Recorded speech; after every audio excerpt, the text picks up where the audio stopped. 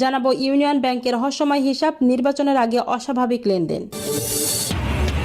15.5 বছর ধরে কারাগারে বিডিআরের 7 শতাধিক সদস্য।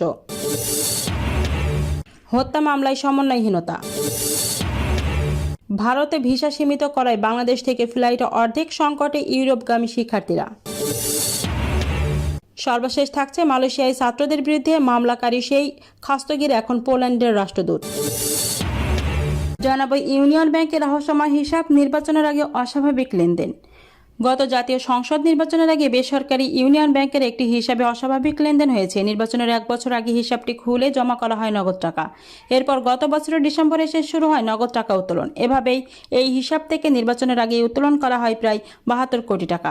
ব্যাংকের বনানী শাখায় হিসাবটি খোলা হলেও নগদ টাকার বেশিরভাগ উত্তোলন করা হয়েছে প্রধান কার্যালয়ের নিচে থাকা গুলশান শাখা থেকে। ইউনিয়ন ব্যাংকের নথিপত্র পর্যালোচনায় এ তথ্য মিলেছে বলে একটি প্রতিবেদন প্রকাশ করেছে প্রথম আলো। প্রতিবেদনে জানা যায়, ইউনিয়ন ব্যাংকের বনানী শাখার 2022 সালের 15 নভেম্বর মোস্তাক ট্রেডার্স নামে একটি প্রতিষ্ঠানের নামে এই হিসাব খোলা হয়েছিল।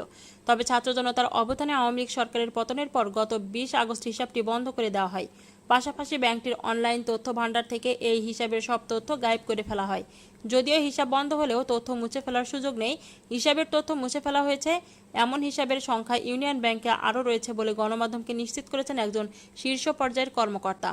এছাড়া রহস্যময় এই হিসাবের নামে ইউনিয়ন ব্যাংকের দিলকুশা শাখা থেকে 55 কোটি টাকা ঋণও দেওয়া হয়েছিল। এই ঋণ এখন খেলাপি হয়ে পড়েছে।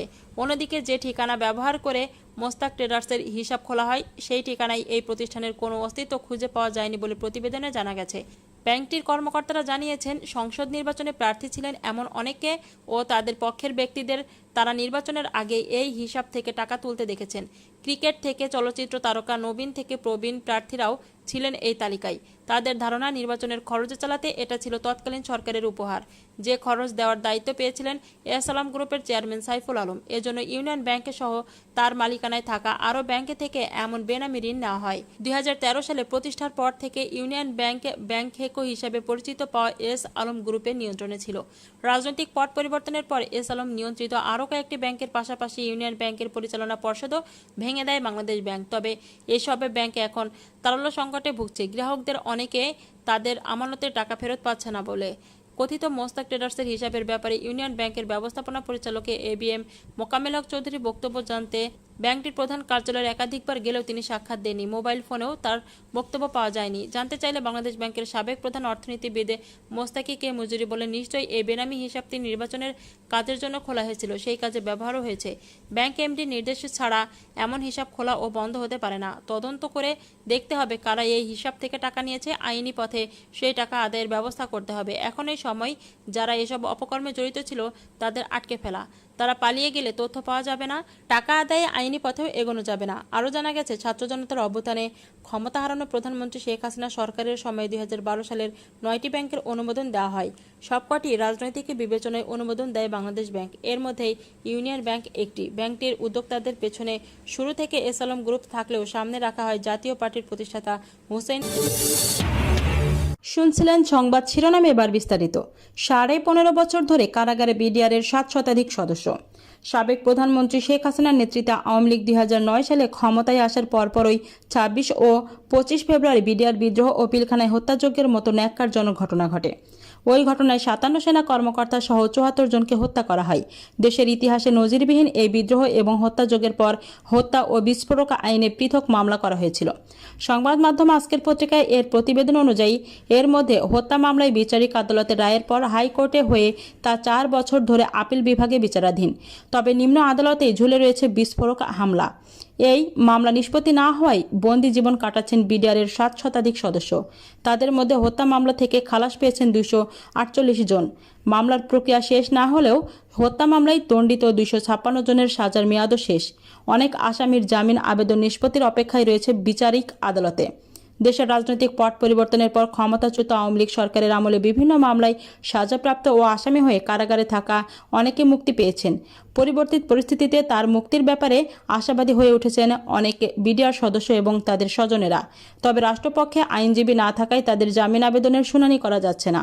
আসামি পক্ষের আইনজীবী আমিনুল ইসলাম আজকের পত্রিকাকে বলেন, বিচারিক আদালতে থেকে হত্যা মামলায় খালাস পাওয়া 278 জনের মধ্যে বর্তমানে খালাস অবস্থায় আছেন 248 জন, আর সাজার মেয়াদেই শেষ হয়ে গেছে 256 জনের।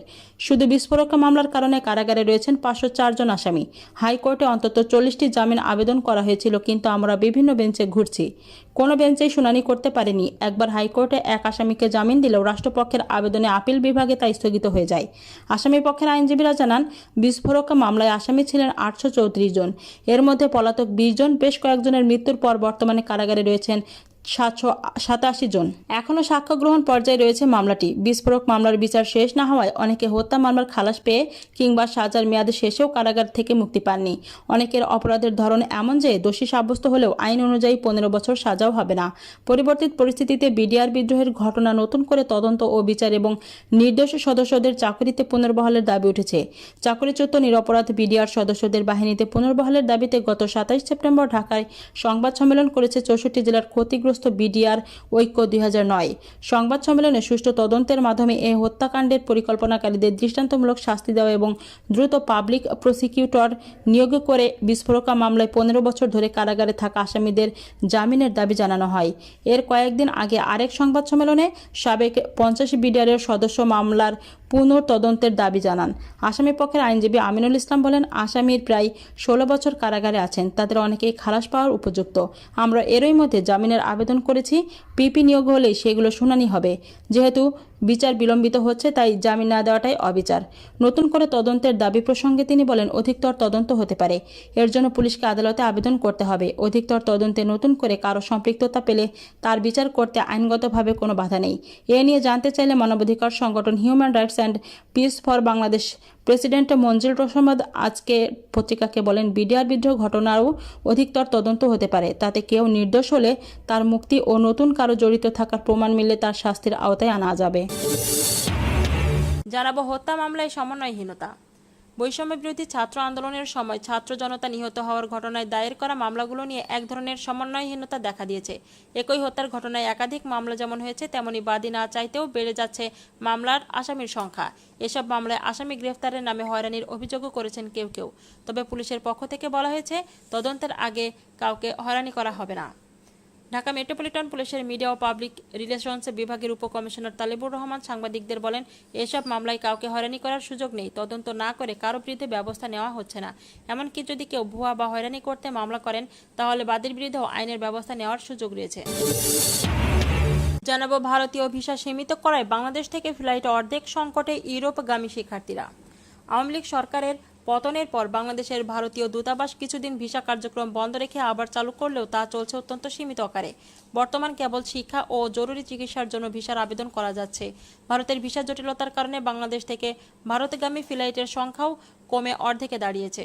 এদিকে ইউরোপের অনেক দেশের দূতাবাস ভারতে থাকায় সংকটে পড়েছেন ইউরোপে পড়তে যেতে আগ্রহী বাংলাদেশি শিক্ষার্থীরা। এছাড়াও চিকিৎসার জন্যও ভিসা পেতেও হিমশিম খাচ্ছেন আবেদনকারীরা। সীমিত ভিসা দেওয়ার প্রভাব পড়েছে এর সঙ্গে সংশ্লিষ্ট ব্যবসা প্রতিষ্ঠানগুলোতেও।